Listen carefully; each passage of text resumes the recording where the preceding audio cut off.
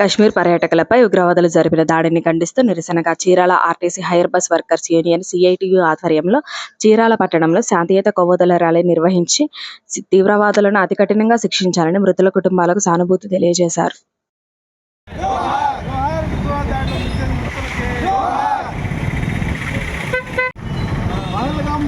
దాడిని ఖండించండి. పగల్గాం ఉగ్రవాద దాడిని ఖండించండి. పగల్గాం ఉగ్రవాద దాడిని ఖండించండి. పగల్గాం ఉగ్రవాద దాడిని ఉగ్రవాదులను జోహార్. పగల్గాంలో మృతవీరులకు జోహార్. పగల్గాం దాడిలో చనిపోయిన 20వ తారీఖున భారతదేశంలో ఉన్న ప్రజానీకమంతో దిగ్బంధికి గురైన రోజు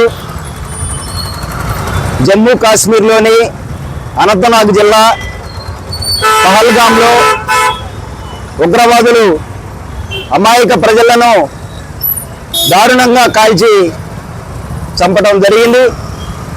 మరి ఈ దాడిని దేశంలో ఉన్న యావత్ ప్రజానీకం పార్టీలతో నిమిత్తం లేకుండా 50 మంది ప్రజలు కూడా 140 కోట్ల మంది జనాభా కూడా ఈ దాడిని ఖండిస్తున్నారు. వెంటనే కేంద్ర ప్రభుత్వం ఈ దాడులు జరిపిన వారిని న్యాయస్థానం ముందుకు తీసుకొచ్చి వాళ్ళకి కఠినంగా శిక్షించాలని చెప్పని ఇక్కడ CITU hire bus workers union తరఫున డిమాండ్ చేస్తా ఉన్నాం. ఈ పహల్గాము టూరిస్ట్ కేంద్రం మరి ప్రతి సంవత్సరం ఏప్రిల్లో దీన్ని ప్రారంభించి జూన్ దాకా తెరిచి ఉంచుతారు ఆ ఏరియాని. మరి భద్రతా దళాలకి వాళ్ళకి సమాచారం ఇవ్వకుండా ఈ భద్రతా వైఫల్యం ఏదైతే ఉందో అది స్పష్టంగా కనిపిస్తూ ఉంది. అయితే ఈ దాడిని దేశంలో కొంతమంది ఏదో ఒక వర్గం మీదకి నెట్టేసి మత విద్వేషాన్ని రగిలించడానికి ప్రయత్నం చేస్తున్నారు. ఈ దాడిని మనం కనుక చూస్తే అక్కడ గుర్రాల మీద తీసుకెళ్లి ఒక ముస్లిం టూరిస్టుల్ని జారవేసి ఒక ముస్లిం గుర్రం మీద తీసుకొచ్చి అతను ఆ టెర్రరిస్టులతో పోరాడి ఆ కాల్పుల్లో చనిపోయాడు. అది మనం ఈరోజు సందర్భంగా గుర్తుంచుకోవాల్సిన అవసరం ఉంది. కాబట్టి కేంద్ర ప్రభుత్వం మరి జమ్మూ కాశ్మీర్ కేంద్రపాలిత ప్రాంతం అయిపోయింది ఈరోజు. మరి దానికి కేంద్ర ప్రభుత్వం బాధ్యత వహించాలి. భద్రతా వైఫల్యం అనేది కేంద్ర మంత్రి అంగీకరించాడు.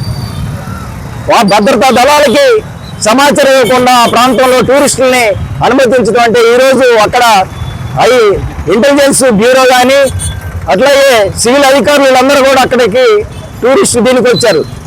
అంతా 6 రోజుల క్రితం మ్యారేజ్ అయిన ఒక యువజంట భర్త చనిపోతే నన్ను కూడా కాల్చండి అని చెప్పానంటే ఎంత హృదయ విదారకమైన దృశ్యం మనం ఒకసారి ఆలోచిస్తే ఈ ఉగ్రవాద దాడుల్ని దేశంలో ఉన్న ప్రజలందరూ ఖండిస్తున్నారు. మత సామరస్యం కావాలని చెప్పని కోరుకుంటున్నారు.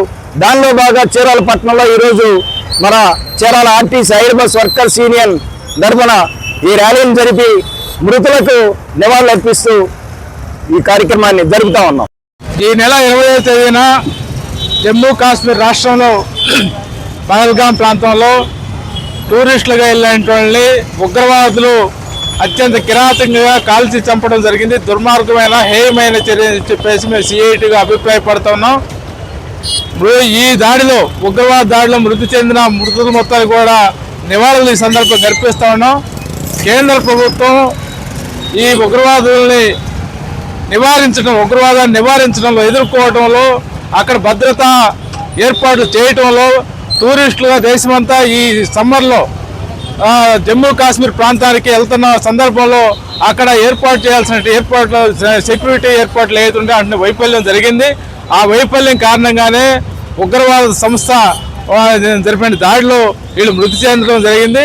దీన్ని కూడా కేంద్ర ప్రభుత్వం అంగీకరించింది.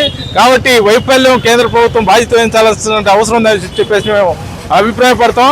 అదే సందర్భంలో ఇలాంటి దాడులు ఏదైతే దాడికి పాల్పడినటువంటి సోషల్ మీడియాలో వస్తూ ఉందో వాళ్ళు కాల్చి చంపమని చెప్పారు. సో కాల్చి చంపడం వల్ల ఇలాంటి ఉగ్రవాద సంస్థల్ని సమూలంగా అంతం చేయడం, నిషేధించడం, వాటి మీద ఉగ్రవాదాన్ని మొత్తాన్ని కూడా పూర్తిగా తుదికంట పోరాటం చేయాల్సిన అవసరం ఉందని చెప్పేసి సందర్భంగా తెలియజేస్తా ఉన్నాం.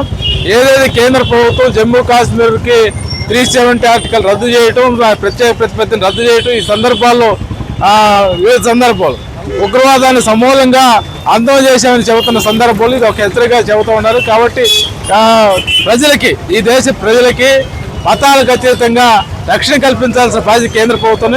ఈ పరిస్థితిలో మత ఉద్రిక్తులు రెచ్చగొట్టడం చర్యలు కొంతమంది చేస్తూ ఉన్నారు. ఈ చర్యలు తీవ్రంగా ఖండిస్తున్నాం. ఏదైతే శాంతియుతంగా ఏదైతే ఈ దాడిగా ఖండించాల్సిన అవసరం ఉందని చెప్పేసి మీకు ఈ సందర్భంగా తెలియజేస్తూ మరొకసారి ఈ ఉగ్రవాద దాడిలో మృతి చెందిన మృతులకు మొత్తాన్ని కూడా జోహార్లు అర్పిస్తూ వారి కుటుంబాలకు మొత్తాన్ని కూడా ప్రగాఢ సంతాపాన్ని మేము ప్రకటిస్తా ఉన్నాం.